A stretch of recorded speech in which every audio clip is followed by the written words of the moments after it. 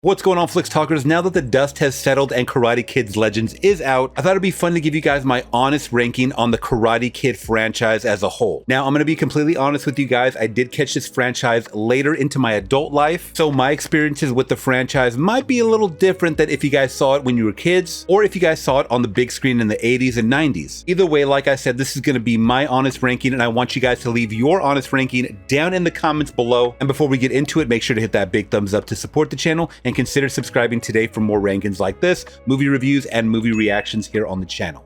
Starting off with my number 6 and worst in the franchise is the next Karate Kid from 1994. Now, surprisingly enough, this was the only film that I had not seen in the series until just a few days ago, as I wanted to watch this one to complete and, like I said, give you guys my honest opinion on these movies as a whole. And it's actually hilariously funny that this is at the top of my list for the worst, as I almost turned this movie off of my TV, it was so bad. Now let's start off with my pros for the next Karate Kid, starting off with Pat Morita as Mr. Miyagi. Anytime Mr. Miyagi is involved in a Karate Kid movie, you know it's gonna be at least a little decent. And surprisingly, this one was a lot more underwhelming even with Pat Morita in it. I still think Mr. Miyagi is the ultimate sensei. He has wisdom coming out of the ears. He has a lot to say even when he's not saying much. But even as a pro of mine of him being in here, he was just very, very lackluster and underutilized. They try to implement him into this story where he was a veteran of war alongside a man who left behind a widow who he does befriend, and the daughter of that widow is Hilary Swank. Her name's Julie Pierce, and she's kind of rebellious a little bit, but she's also being harassed a lot at school, and it was like,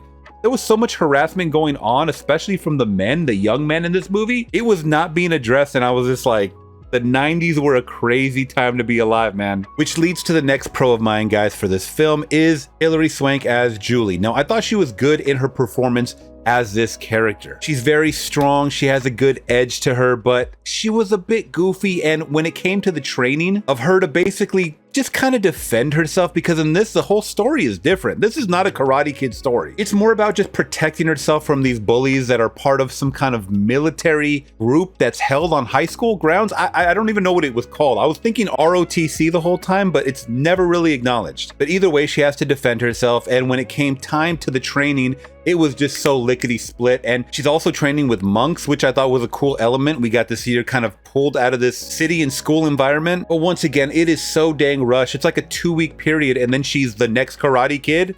I don't think so. And like I said, I did like the backstory they did give for Mr. Miyagi. I did kind of like Hilary Swank's backstory as far as, once again, her defending herself from these bullies. She also has a love interest in this. I feel like they try to reverse gender swap the first Karate Kid movie with this movie, but they just throw so much randomness into the mix, and it's like, it doesn't feel anything like a Karate Kid movie to me. Also, if you guys keep your eyes extra open, you will spot a young Walton Goggins. Oh my God, I had to rewind it a couple of times to make sure that was him. This might be the youngest I've ever seen him, and I'm coming off of the last season of White Lotus, and I'm just a really big fan of his. Also, we get a villain of Michael Ironside, which I'll throw in the pros. Michael Ironside is always a fantastic character, especially when he is playing a villain, but I don't know, he was very mid in this role, I'm gonna be honest. He does like semi go up against Mr. Miyagi in the end, but it was weak. All right, now some of my cons for this film, and it kind of bleeds into the last couple of things that I was talking about, but we have some weak script writing, we have some weak pacing, we have these weird over-the-top villains once again that make no sense whatsoever. They're somehow patrolling the school 24/7, and they're just out to kill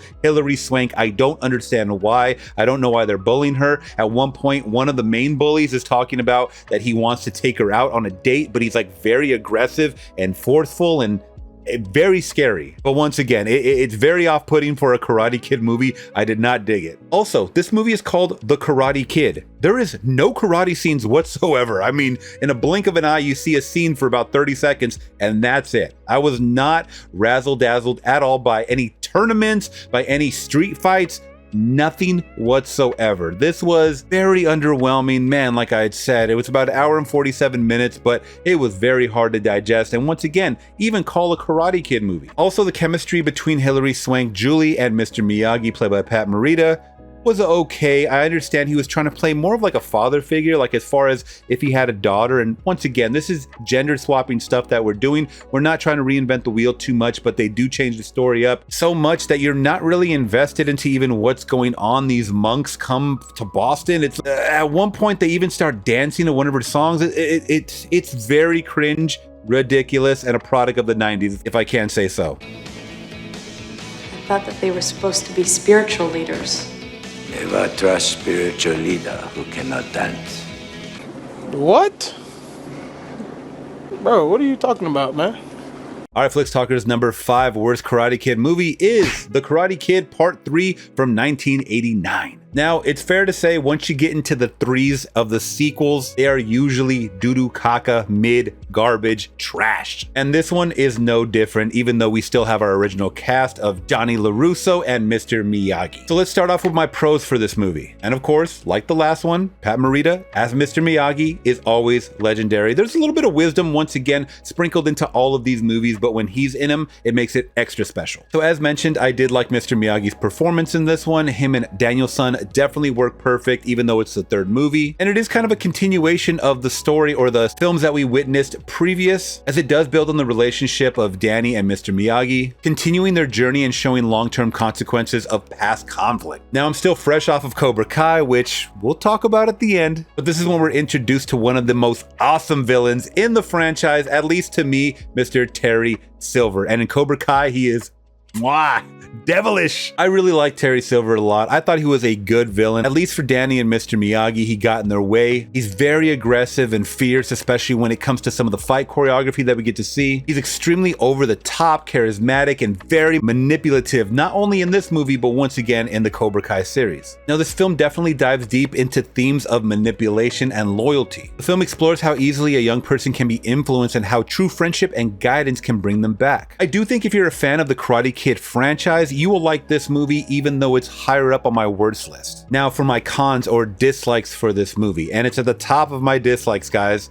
This is a very repetitive formula, but don't tell me you can't change it up. I mean, in Rocky 3, they changed it up and you still love that whole franchise. But the storyline is very familiar to the first film. The bullying, the Cobra Kai, another tournament without enough innovation or new stakes. I felt like there was weaker character development in this film. Even though I really like Terry Silver as a villain, you get introduced to Matt Barnes, who I think is just over the top batshit crazy. Once again, he reprises his role in Cobra Kai, but he's definitely one of the more over the top villains and almost like cartoony, like a parody of karate type villains. And it definitely undermines the dramatic tension. And like most movies in this franchise, it has some pacing issues. So the middle portion of the film drags with too much time spent on training montages and psychological manipulation. Even though it's number 5 on my worst list, I mean, I still would watch the first 3 movies since they have our original duo. All right, Flix Talkers, coming in at number 4 is Karate Kid Legends from 2025. Now, I am definitely fresh off of watching this one. This is the whole reason for the ranking. And even though it wasn't my favorite, it definitely wasn't my worst. It's right in the middle there, guys. And we are talking about 15 years since the last Karate Kid movie. So let's start off with my pros. And even though I didn't know a lot of this young new cast, I appreciated the fresh new leads. Ben Wang as Li Fong, I thought was a very, very good character in a role like this. As someone who's almost like a fish out of water, he is coming from China to New York. So we are definitely getting a culture shock. But like clockwork, he has to train and he has to learn how to fight, right? Now, this movie was majorly being marketed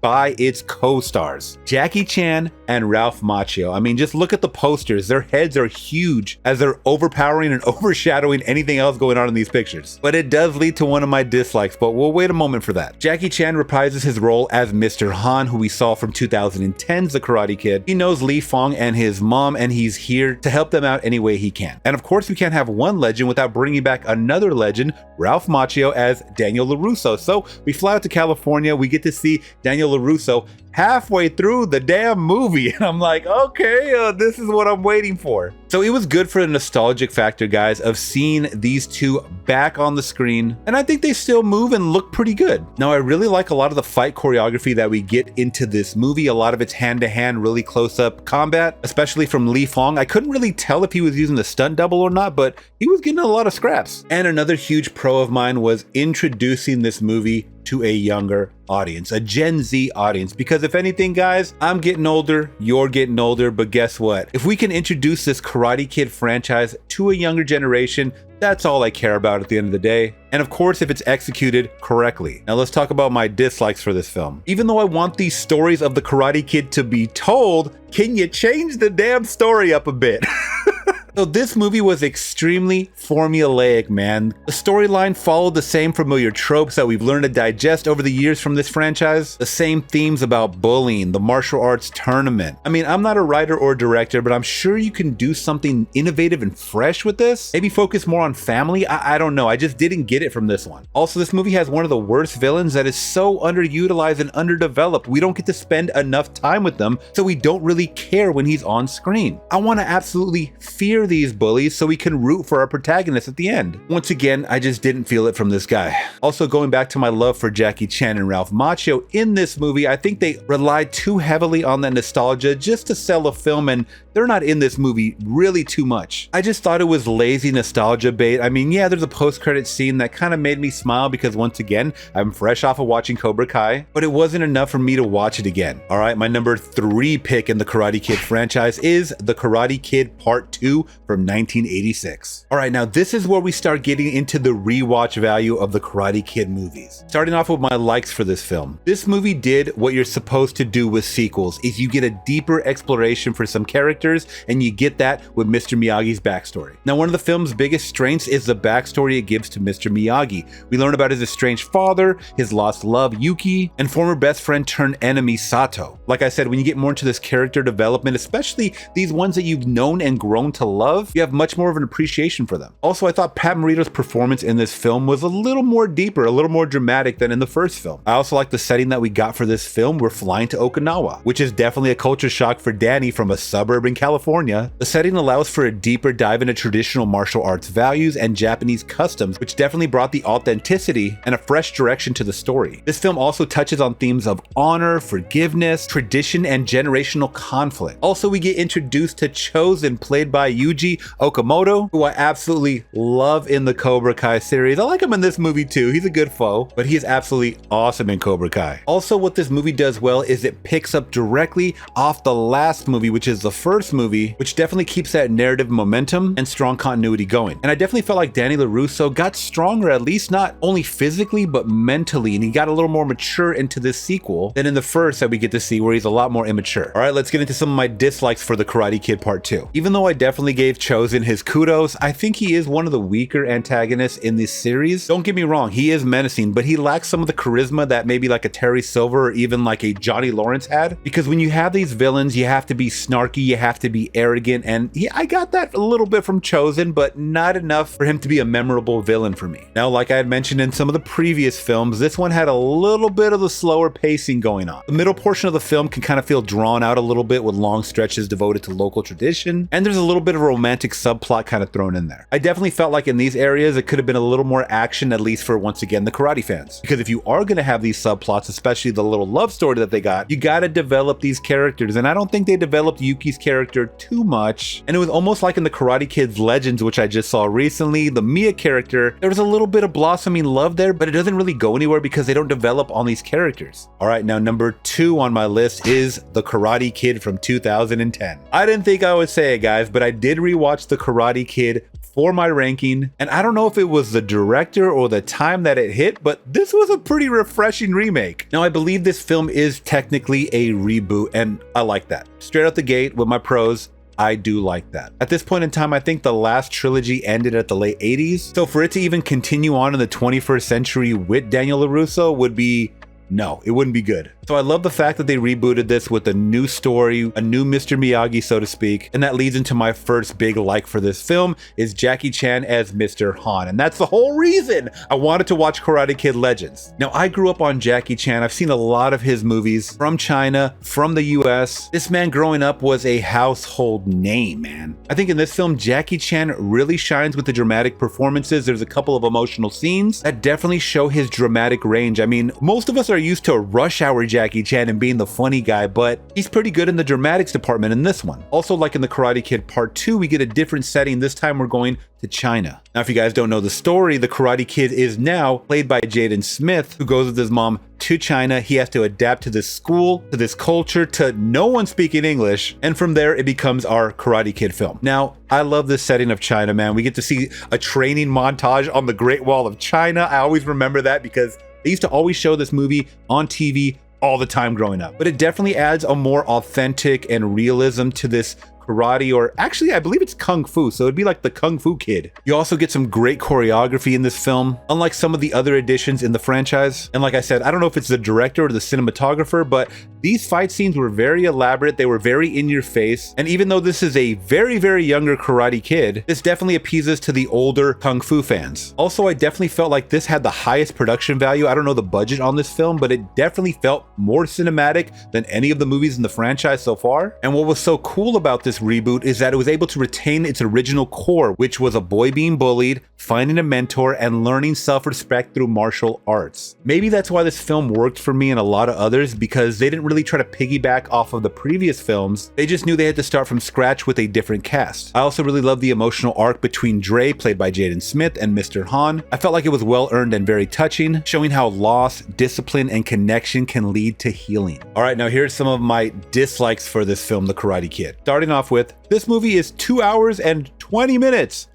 Hot damn. Now, I love my exposition, I love my action sequences, but that is way too long for a movie like this. I felt like they definitely could have trimmed off 20 minutes and it would have been perfect, and I probably would have got the same feeling coming out of it the other side. Now, I remember seeing this back in 2010, and I always thought that Jaden Smith was not a really good actor, and rewatching it upon this ranking, I gotta say, for a kid actor, he was actually pretty good. And I know he gets memed on for his music, especially when he was younger. He is the son of Will Smith, who can be super cringy at times, but in this role, I thought he was pretty good and better than an average kid actor. And coming in at number 1, guys, is The Karate Kid from 1984. Now, did you guys guess this would be my number 1? I think it's most people's number 1 when they're talking about the Karate Kid movies. So let's start off with my likes for this film, starting off with the iconic mentorship from Danny LaRusso and Mr. Miyagi. Now, when we're introduced Mr. Miyagi, it's got to be the most emotional and the best display of heart in the franchise. The relationship grows naturally from awkward strangers to surrogate family. Pat Morito's portrayal of Mr. Miyagi, both warm and wise, elevates the film far beyond typical teen fare, and his performance actually earned him an Academy Award nomination